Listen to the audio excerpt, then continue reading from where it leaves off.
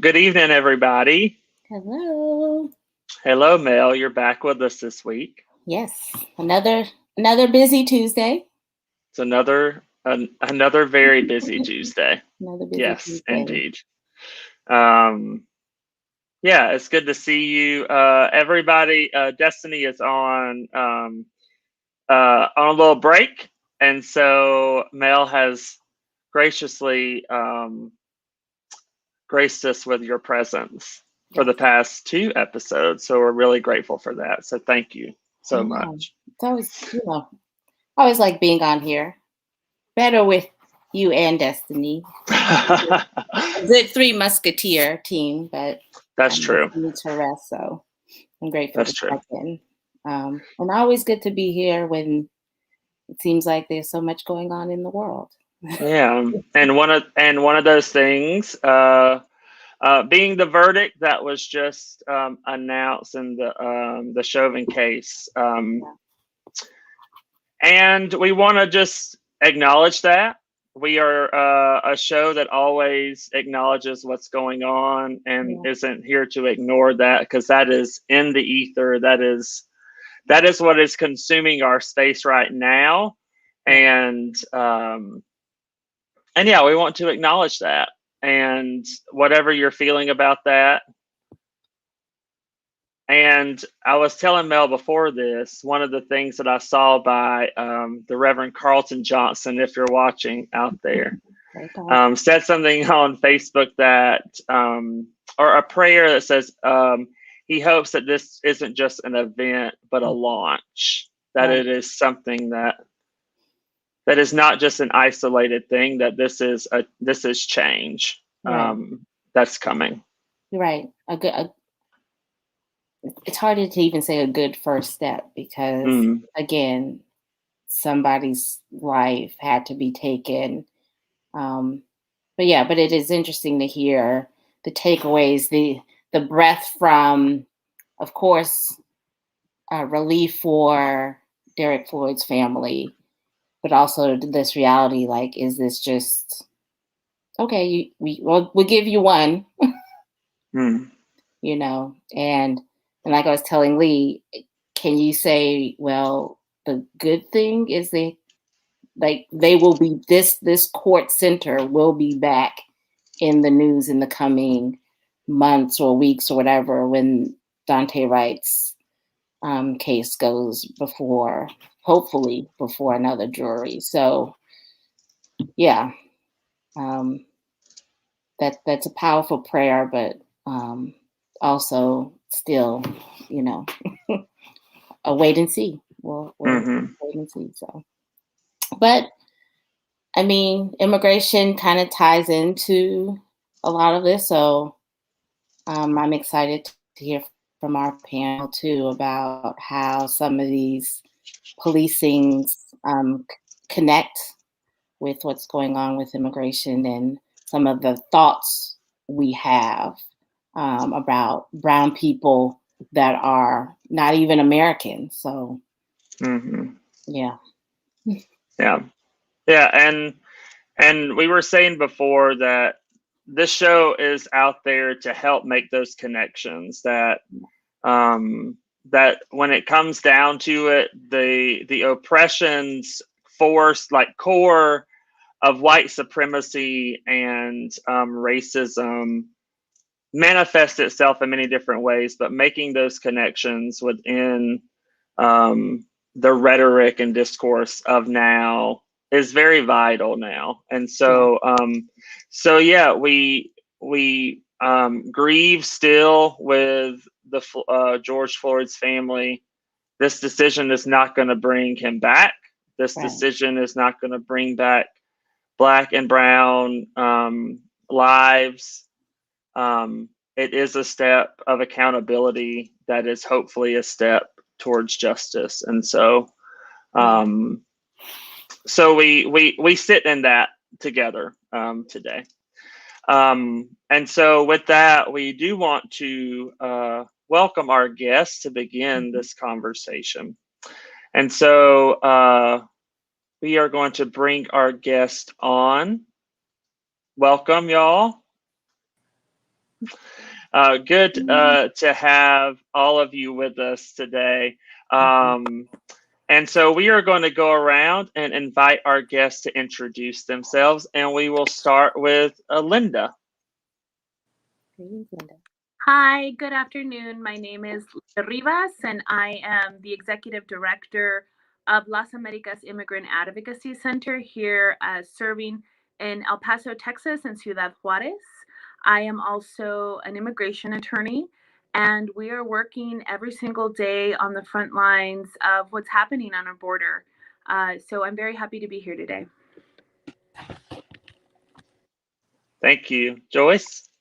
Hi, I'm Joyce Hamilton. I am a member of a group, a grassroots group of 8 women called Angry Tias and Abuelas of the Rio Grande Valley.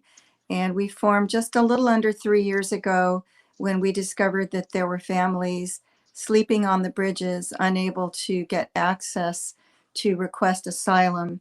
And that was the beginning of what has been 3 very full years, including time in Matamoros in a long-term encampment that recently ended, thank goodness. I am also a member of Treasure Hills Presbyterian Church, and my church has been supportive of the work that we do, and in a number of ways, along with the Mission Presbytery, which is a larger body here in the state of Texas. There's a lot to say about what needs to be done going forward, and there's a little bit to be thankful for and some changes that are already beginning to happen. Thank you. And Susan? Good evening, everyone. My name is Susan Crabiel. I'm the Associate for Refugees and Asylum with Presbyterian Disaster Assistance. We provide humanitarian response to refugees, asylum seekers, and work to advocate for their rights. Awesome. And Amanda, who by the way, this is her second time on the show. So welcome again. Thank you so much, Lee and Melva, for the invitation to be here.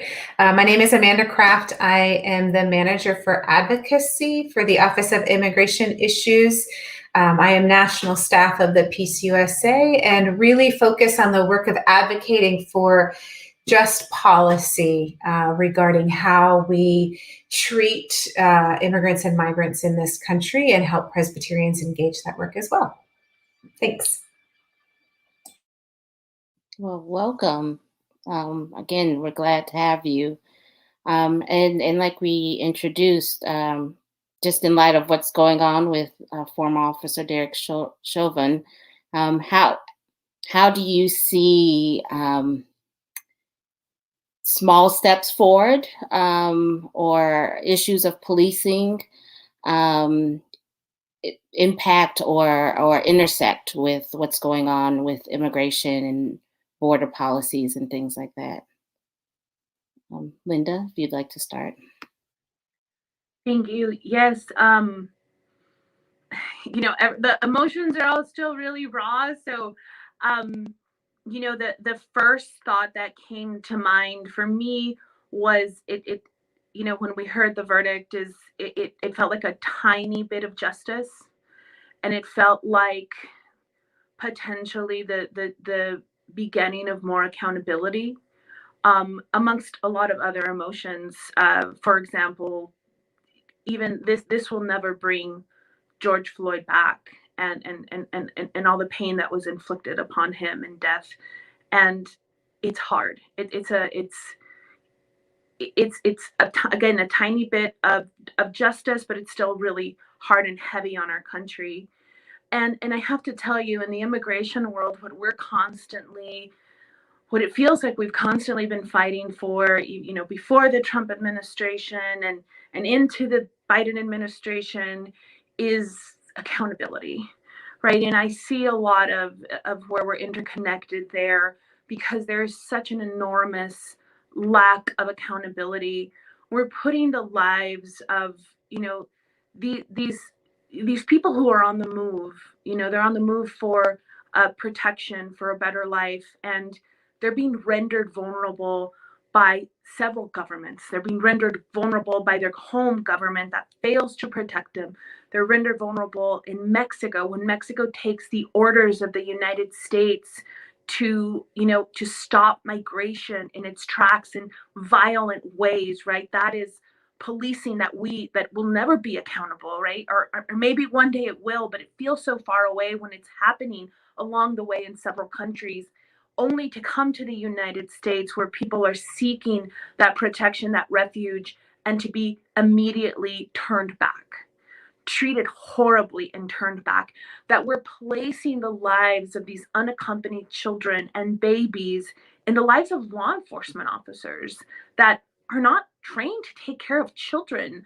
And that even though we have a new president who, sometimes says the right words that are exciting, we still have this rotten system. We have these agents that, we call them rogue agents. They're not they're not rogue agents. This is the culture, and the culture is rotten, and the culture is violent, and the culture is meant to be dehumanizing.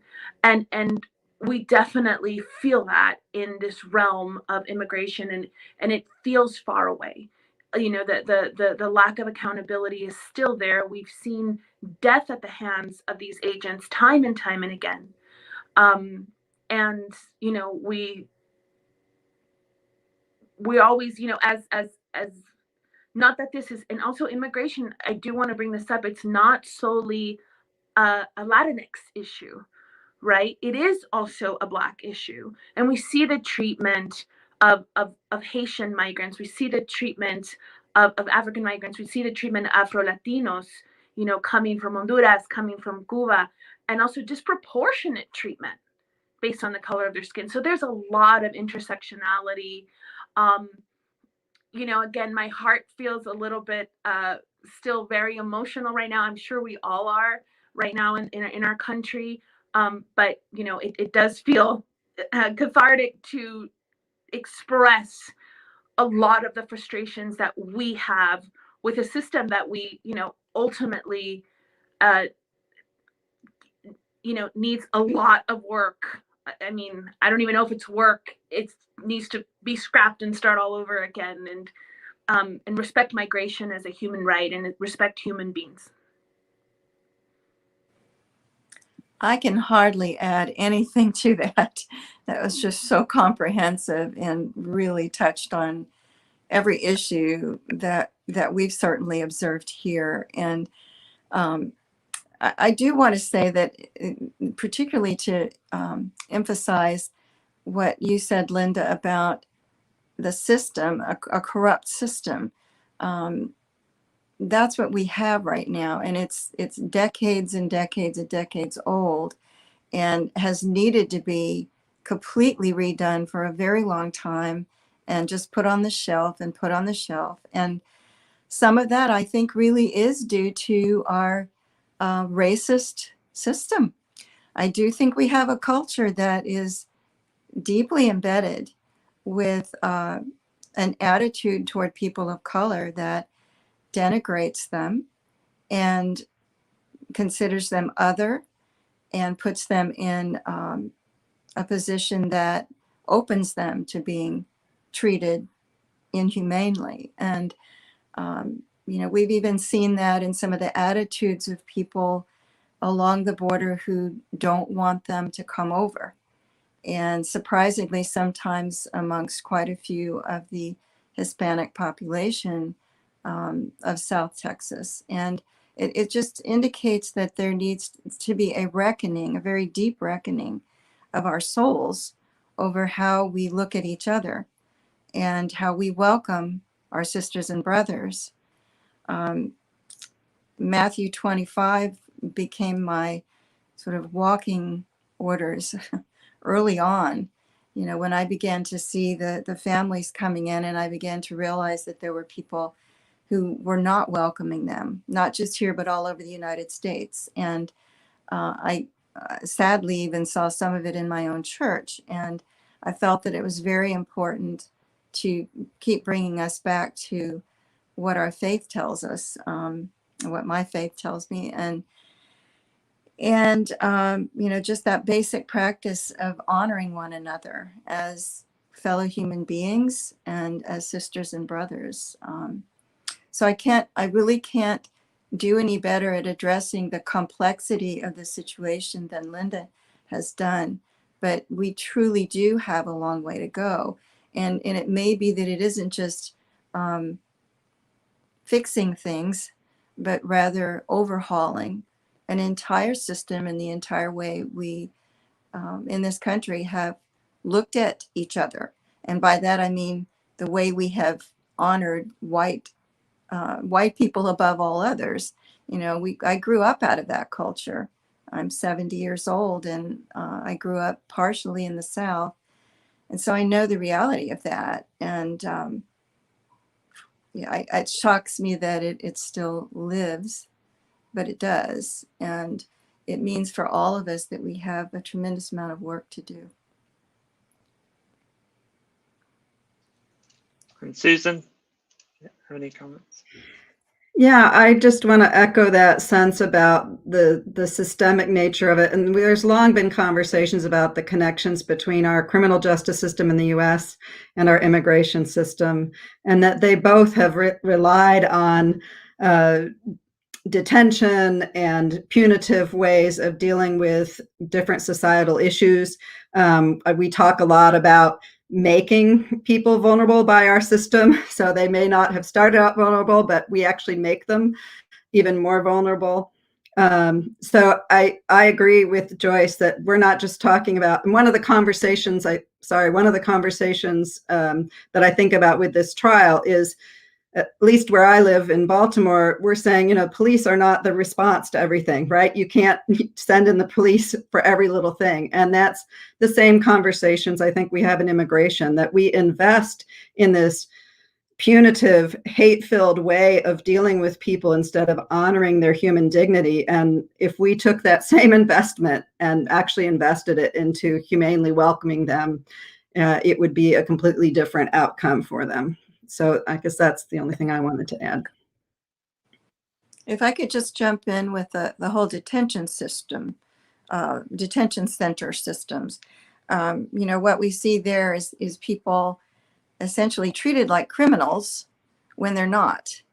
And I don't think the American public even realizes that when we detain asylum seekers, we're detaining people who have come to us because their lives have possibly been threatened and their families members have been killed and they can't go back.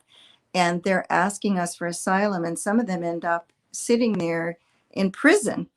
It is truly an imprisoned situation for as much as 2 years or more. And we've dealt with those people directly. We know who they are. They are, folks that we've worked hard to get out of the detention centers. And it just continues to, I think it is something we really need to address directly, ASAP. And that's the fact that we are treating asylum seekers who are asking for our help like they're criminals. And we see that at the bus station here in Brownsville, when the people that are brought from the detention centers, usually it's young adult males, brought to the bus station from the detention center, are in shackles. And they've already been released. They've been freed. They're already free people simply coming in a van or a bus over to the bus station. And yet they have to have their shackles removed after they get out of the van. There's just something really wrong about that. And I think all the volunteers, the many, many volunteers that come and work with Team Brownsville, our partner group there, have commented on that and even broken into tears seeing it. So it's a representation of what we see happening with the detention centers and our attitude toward them and the huge private industry that it is.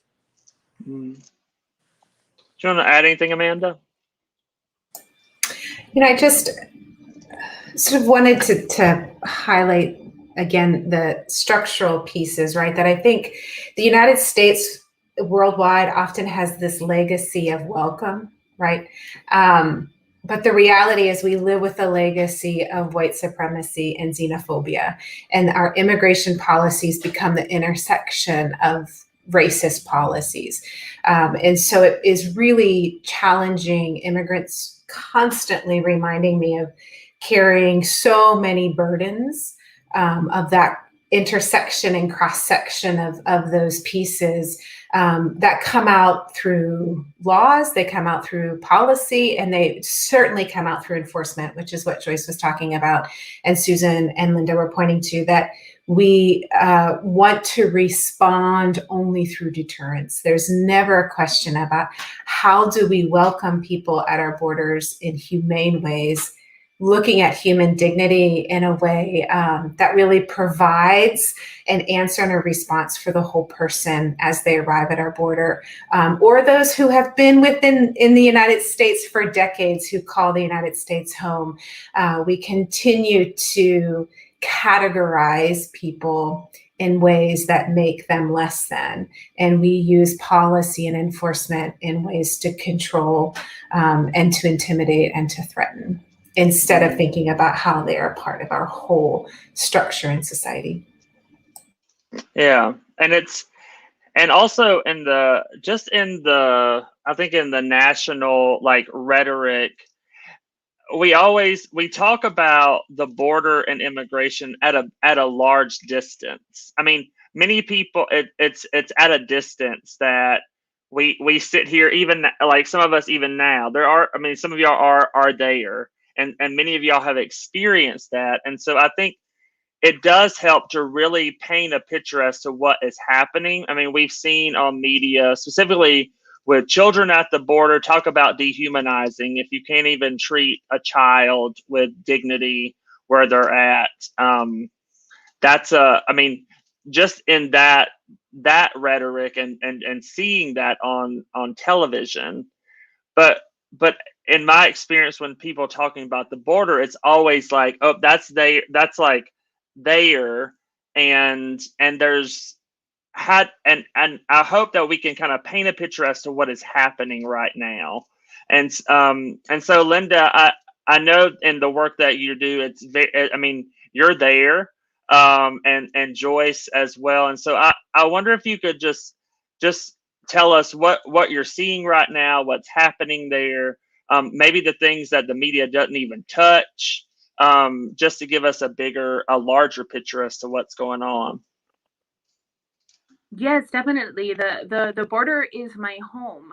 So, to me, it's not this far away place. And I think that you're absolutely right. And I think that it since we started, and this started under the Trump administration, it continues under the Biden administration.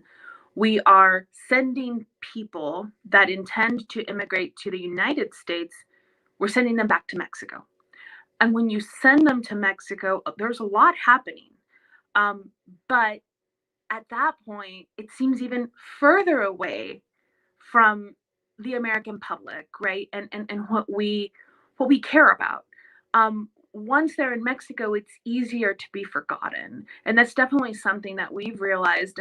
And also, when there are happenings in DC, oftentimes it feels like the border really gets hung out to dry, and we get overly militarized, and we get the wall, and we get more agents and the National Guard, and all sorts of things happen, and that's our home.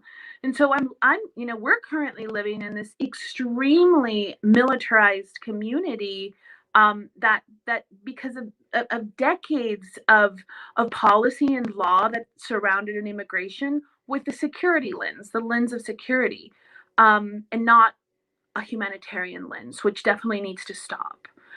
So that's a little bit about my community, and it's not disconnected at all from what's happening, on the border and in the U.S.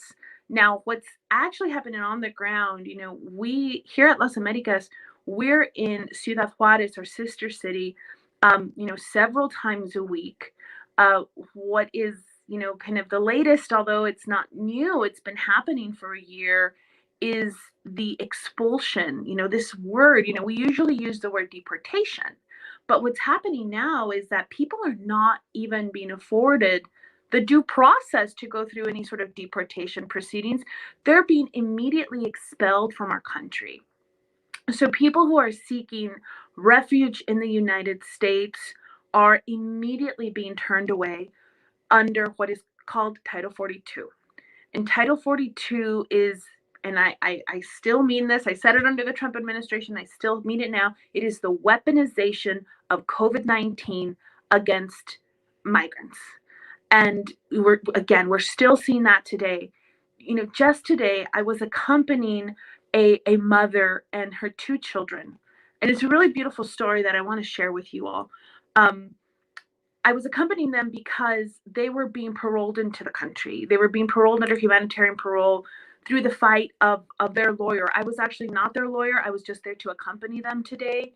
And so these are really hard fought victories that we have sometimes. And so, this juxtaposition of me being there with this mother and her two young daughters, and her daughters are looking, at that point, they're on US soil. They're about to be processed in. And the little 5-year-old girl says, I feel like this is my home. I feel like this is my home. And I feel like it's even more beautiful than my home was. And I just felt in that moment this desire to protect her forever from the realities of this country and the unfortunate hatred in this country. There's a lot of beauty in this country, and people come here for safety, and I honor that. But there's also just so much evil. And when she said that, I just wanted to be able to shield her from all the bad for the rest of her time here in the United States, and hopefully that it will one day become her permanent home. And at that same time, we saw Border Patrol. And so when you're crossing the border, you don't typically see Border Patrol because you're crossing at this international port of entry, and you see Customs. They're also referred to as OFO. They're the guys in blue. But suddenly we see the people in green, and they're expelling about 20 people, including, young men, adults, young women, and families. There was a mom carrying about maybe a 2-year-old little boy, and the family that was with me knows what's happening, because it happened to them. They had been expelled before, and they started to pray for these people. And so, it's just, this is the reality. Our borders are still closed. Asylum is not respected. We are not welcoming with dignity.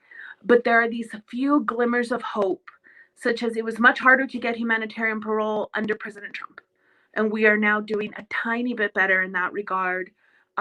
We are processing the people who were formerly in the Remain in Mexico program under Trump. They're being processed in on a daily basis at 3 major ports.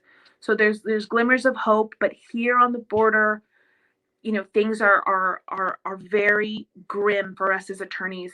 We're hearing of more kidnappings than ever before.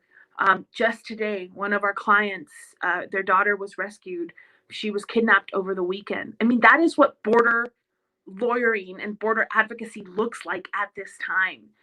Dealing with these kidnappings, these assaults. The women that I accompanied today were kidnapped for months.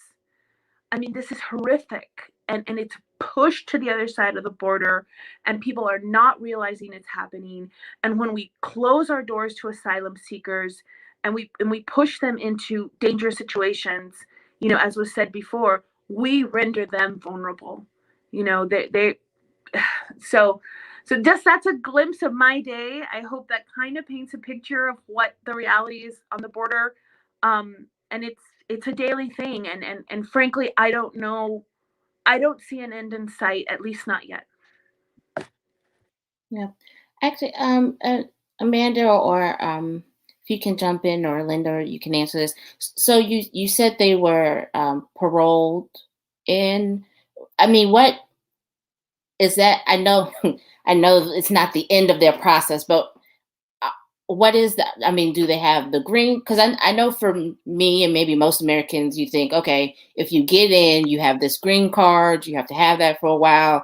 Then you go through the status, and then you raise your hand and you're American. So they got paroled Correct. in. So, I mean, can they still be expelled? Are they in? What's next? I mean, so just real quickly, it is very seldom that we are successful with a paroling into the country of an asylum seeker. And what is typically happening nowadays is they are paroled and then they are placed in removal proceedings, where then they will begin the fight for their asylum case. And of course, the importance is we always hope they're afforded due process, they have access to an attorney. But yes, their fight is far, far from over. And so, again, my heart for that little girl, she sees this as her home, but it may not be her permanent home. This right. may not last forever. It may be temporary, and it's going to be up to the courts, and that's a whole nother issue. Right. Yeah. So, Amanda, in terms of advocacy, like, again, this family is now here. Yes. So asylum cases are really interesting, right? Because, and Linda's case is a particular one because they came in already declaring and allowed permission in. But what happens when you come in as asylum seeker, you have to be on U.S. territory to claim asylum. So when they talk about closing the border and you can't get into the United States. So Linda lives in El Paso. I lived there for several years, and half of the bridge is in Mexico and half of it is in the United States. And so, and Joyce mentioned this a little earlier too about people sleeping on the bridge. They'll stop you at that international line and you can't get in. And so it in effect is limiting people's ability to stand on US soil and say, I want to claim asylum. And that starts their process. But like Linda says, they have a deportation order set on them because they didn't have permission to enter the country previously. So when you come in with a visa, you have permission to come to the United States. Asylum seekers don't have that. And so what they are trying to do is fight their asylum case, but also fight their deportation case. They have various things going on at one time. It's very complicated. And with the backlog of our court system, it can take multiple years. And so this is an ongoing process for this family, and it will be extremely important, one, that this family has a community to go to be supported as they work through their case. For a lot of asylum seekers, while they're in the process, they don't have access to benefits, right? So they can't often work. So they need the support of their community to be with them until they work through the process a while and then get work authorization to be able to support them. So it's so challenging in this country. And even the other piece I will say, and I'm so glad Linda said that they have an attorney, because to obtain asylum in the US is extremely difficult. And you are not awarded, in our immigration system, you are not awarded an attorney. The prosecution is a federal prosecutor who will be prosecuting your case. However, as a defendant, you do not have an attorney who's working for you. You have to pay for an attorney. So it's really important, again, in asylum cases, about 50% of people who have attorneys win asylum cases. And that drops terribly low to about a third who try to fight for themselves. And if you're on the border where Joyce and Linda are, that can drop to 2%. So again, it's really important to understand the kind of community support that needs to come around this person. One, to support them as they sort of understand how to find themselves and care for themselves in the United States, as they may have to deal with mental health issues, which it sounds like would be a real necessity for this particular example. And also then how do they find proper legal counsel in the process? So again, it's a really difficult and lengthy process for them to go through. And so it's important, and churches can be extremely helpful in this process. I know there are churches that have opened their spaces for housing asylum seekers. There have been people who have been tied to churches who are housing asylum seekers. So again, there are ways to sponsor these kinds of folks, and that help them provide some of that support to be ready to be present as these folks walk through the system and the process. And Joyce, I wonder, what are you experiencing? What are you seeing where you are right Well, we now? have kind of the hopeful and the tragic happening at the same time, because in Brownsville at the bus station, we're seeing, anywhere from 100 to 150 people a day. Sometimes that varies a little lower, but these are people who have been able to come across and be processed by Border Patrol and allowed to stay. And those families are then, after they are processed for usually about 72 hours or maybe more, depending on the crowding situation, they are brought to the bus station, and a large group of volunteers, very organized group, is there to meet them with all kinds of supplies and hot food and assistance with their, in understanding their tickets and that kind of thing. So that's the hopeful side. There's also COVID testing that is part of that process done by the city of Brownsville.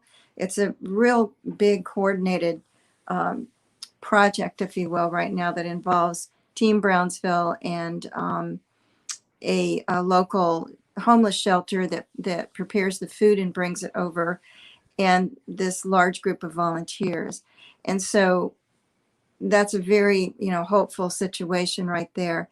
At the other end of the valley, and the Rio Grande Valley is like about an 80 mile long strip from Brownsville to McAllen, essentially. And there's more beyond there as well, but further west. But that's the range that we look at mostly. And so south of McAllen, about 10 miles south of McAllen, is Hidalgo and the bridge to Reynosa. And that's where the tragedies are. And that's where we, for several months, have seen families caught under Title 42, as Linda mentioned earlier, which has not been rescinded since the Trump administration. It's still intact.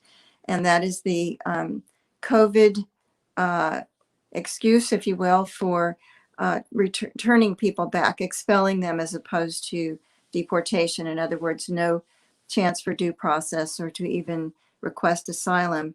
Immediate turnaround and expulsion back into a very dangerous city. And this is part of the state of Tamaulipas. The Mexican state of Tamaulipas is directly south of our border here in South Texas. And both Matamoros and Reynosa are part of Tamaulipas, which is considered too dangerous by our State Department for Americans to visit, although of course there is a lot of back and forth traffic in there, but it is still in that category. And that's because of the high involvement of organized crime, gangs, very organized cartel, coyote system, smuggling system. And it's just a very dangerous place for people to be returned to. And these are mostly Central American families that this has happened to. And usually it's a mother and a child, or a dad and a child, or some other family member who's brought a child with them from their Central American home. And there have been many cases of rape and kidnapping. And one of our TIAs, Jennifer Harbury, is a human rights attorney as well. And she spends a lot of her time in Reynosa. And much of her time when she is there is spent in trying to help those families that are undergoing these real horrors. And in some cases, successfully getting them across, getting them paroled to come across. It's very rare, as Linda said.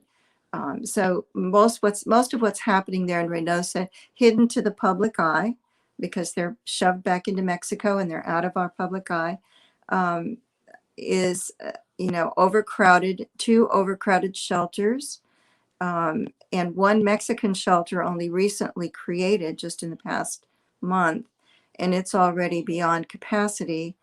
And supposedly, from what our understanding is, in the past week, people are being told that they are going to have to self-deport back to their countries by the Mexican government. So you know, there's this big complex issue of the role of the Mexican government and the Mexican immigration system, and what the United States is doing in terms of expelling people, and just a very dire situation that the people who've been sent back in to Reynosa are dealing with. So it's a complicated situation. Who gets allowed to stay? Who gets sent back? It all has an arbitrary feel to it. Although we have been told that families that have children below a certain age are being allowed to stay, and those with children above a certain age, like 8, are being sent back. But from what I just heard Linda say, it makes me think if there's a 2-year-old coming back with the mother, there's just kind of an arbitrariness going on here with this. So it's a very mixed situation. Remain in Mexico, the MPP program, thank goodness that ended. So the Matamoros encampment completely shut down as of about a month ago, after people were brought in busloads, little by little by little, over about a 10-day period to the bus station, to lots of people greeting them and hopeful futures, we hope. But at the same time, we have just a really dire situation. And I just wanted to add that while the state of Tamaulipas has said that they would not children of a certain age, you know, we have to understand something very important. Our U.S. government is currently flying the people who they could not expel into Mexico. They're flying them to El Paso and San Diego and expelling them into the Mexican states where they're allowing them to expel. So we border the Mexican state of Chihuahua. And Chihuahua has essentially agreed to accept 100 people expelled per day. And that doesn't include, there's still more people being expelled that crossed in the El Paso Juarez border. Those people are still being expelled separately than the 100. They're flying about 135 people a day from the South Texas area. These are people who have already crossed into the United States. They can't expel them into the state of Tamaulipas, so they fly them to the 2 other border cities to expel more than half of that flight into Mexico. That's the use of government resources right now, and absolutely tragic, and something that I want to note. We've had an issue with our border patrol that they are not even telling people they're being expelled to Mexico in general. They oftentimes, a lot of the people I've met have been told that they are going to get to go to a shelter. I've had some agents tell them that they will have a judge decide their fate, only to find themselves hours later in Mexico, lost, confused, and absolutely grief-stricken that their journey has come to an end and they're now in Mexico and they are in danger. We've heard that too, that exact same story. And we never see those 100 people. You know, that's just a real quick expulsion process by plane, probably out of the Brownsville airport, but we don't see them. Yeah. We know that's where they're going, though. Well, Susan, I know you've done a lot of work with taking people to different countries, a lot of work with the Presbyterian who have like partnerships. How do moments like that, taking someone to like Guatemala or a country where they're immigrants and people coming for asylum, help to shift somebody's understanding about what's happening or who these immigrants look like, their communities, things like that? Well, I think, to put this in the international context, it's really quite embarrassing how our government is handling the whole situation. And, we hear all the time people talked about as just numbers instead of seeing them for the real people that they are. You hear a lot of the border debate being a border debate as opposed to a human rights debate. And just like we're not going to police our way out of some of the issues in our country, you can't address these issues at the border. You have to understand what's going on in those home countries, and we have to be able to help people. I love one of the statements that folks said to me in El Salvador. They said, you should have the right to migrate, but you also should have the right to not migrate, right? So how can we actually make it your choice and not being in such desperate situations? And when we think about this system that we've set up here, it really is a David and Goliath kind of thing, right? Our federal government has invested millions of dollars into all their side of things. And we rely on people like Linda and Joyce, right? Las Americas, these small nonprofits, to represent the asylum seekers on their side of the story. We look to volunteers like Team Brownsville and Tias and Abuelas to be the hands and feet that should be part of an actual humanitarian country response, not just individuals with a heart for this.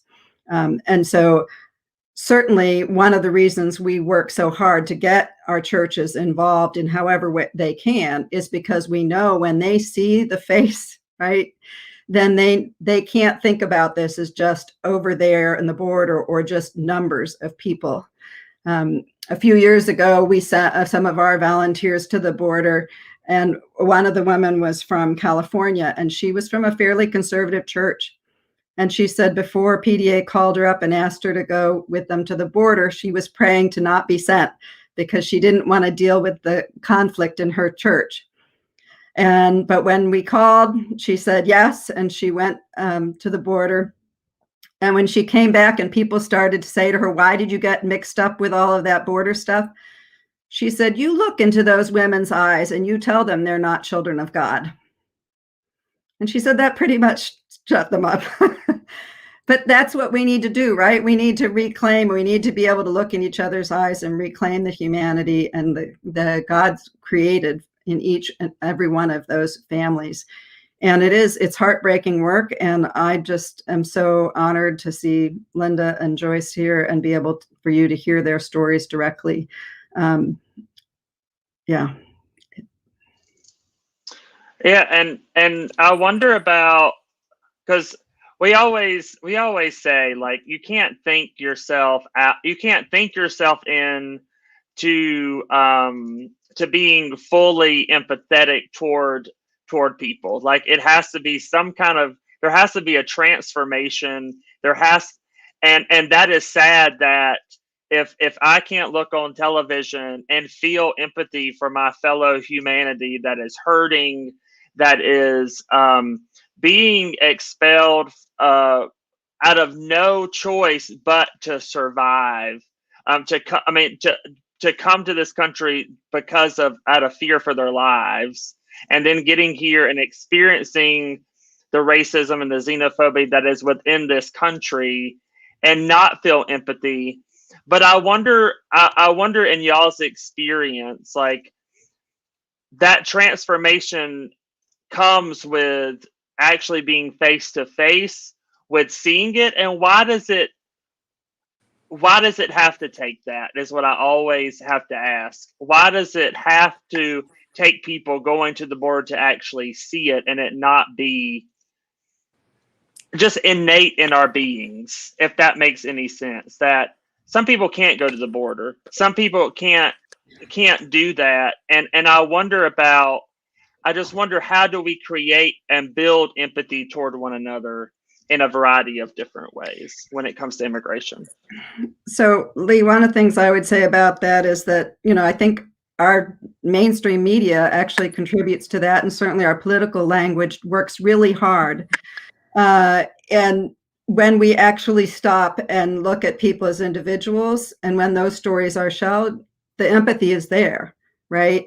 I mean, Amanda, all of us, I think, here have done many conversations with church groups and others, where when we can show an actual story of an individual human being, when we show stories about parents loving their children and children playing and wanting to, and all the kinds of common things, people have the empathy. When we strip all of those human stories away and we refer to people in dehumanizing language and as numbers and as crowds, then it makes it really easy for people to reject.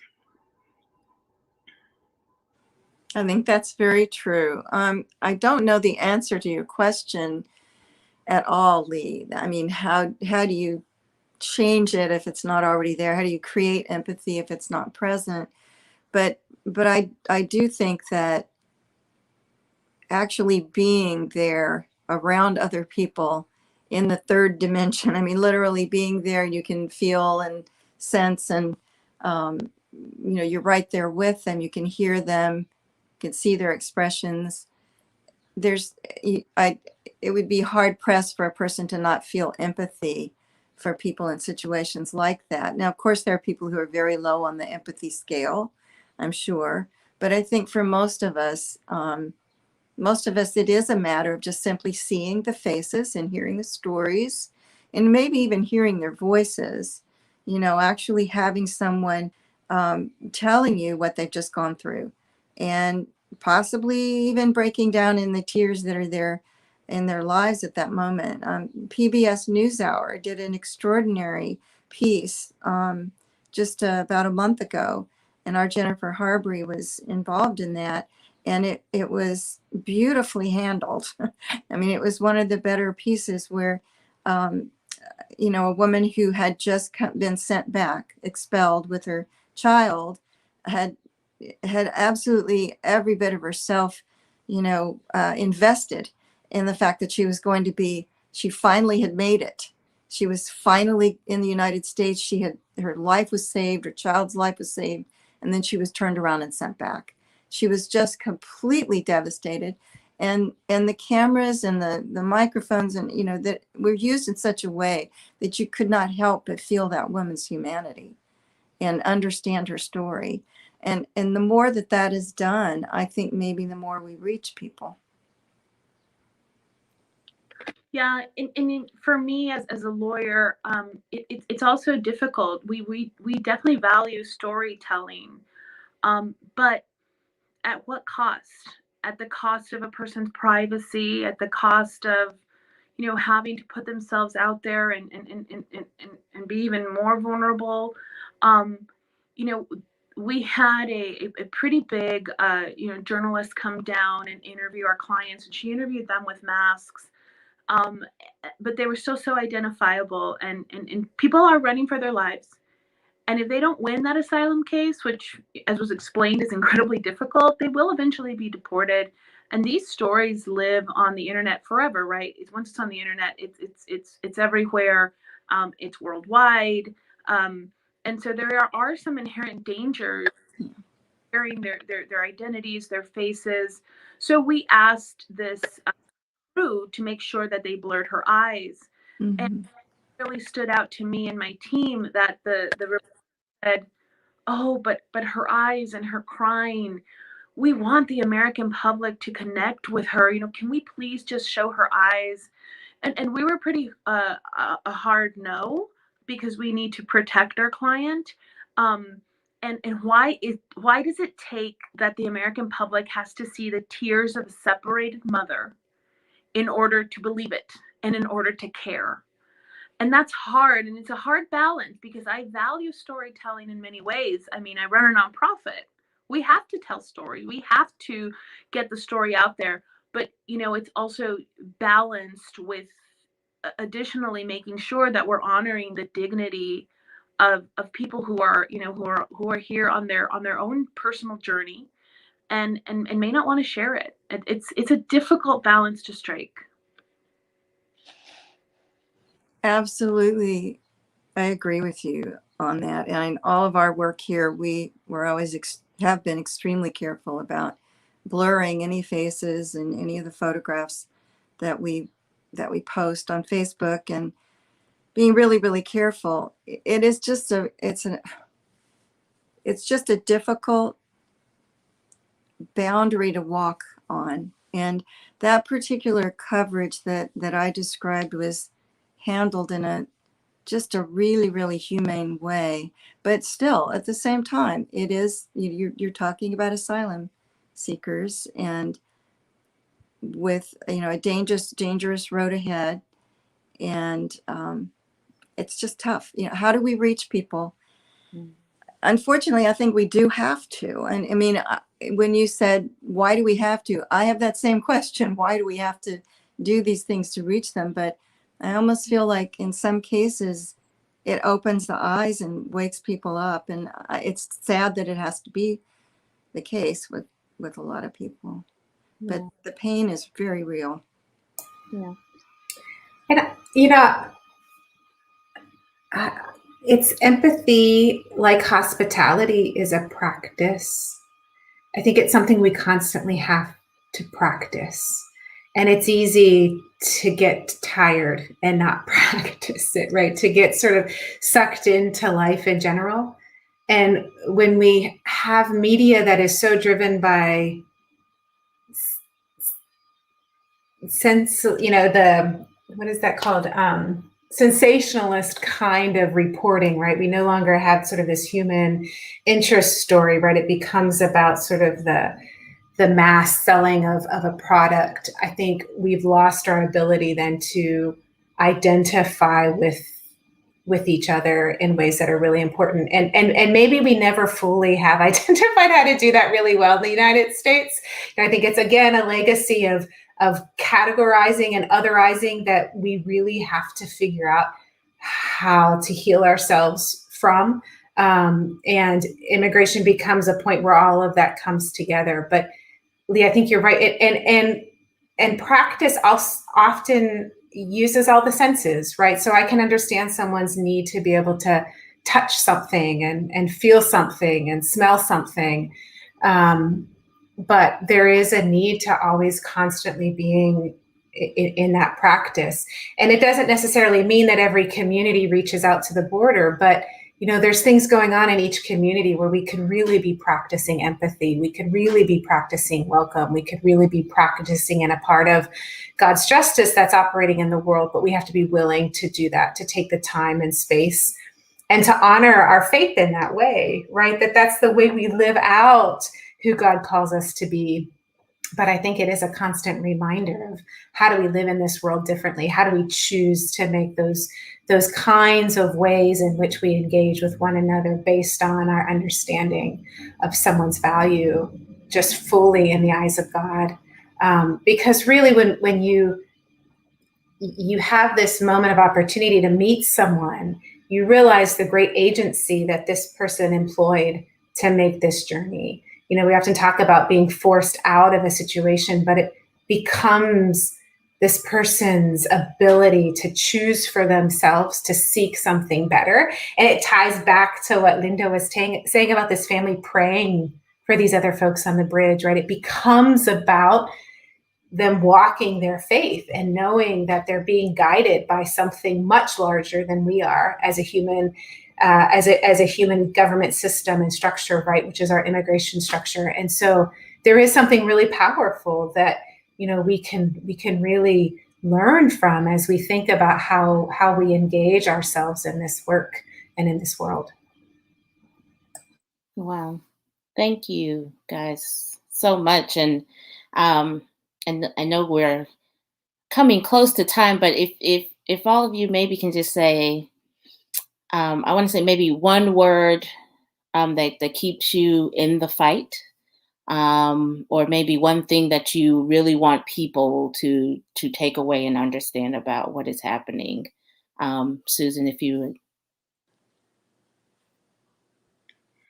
Well, I'll start where Amanda just left off. I mean, really, it is the people themselves who are so committed and so deeply faithful in what they know is the right thing. I mean, these are, people that are coming to seek asylum here are who you'd want as your neighbor, right? They're fighting for what's right in the world. And they come with such a deep and tremendous faith in the world and in God. I mean, it is inspiring to be with them, and it's being able to accompany people like Joyce and people like Linda who are willing to be in there day in and day out. And then I feel like I can contribute just a little bit more to that whole thing. So that's what keeps me in it. Amanda?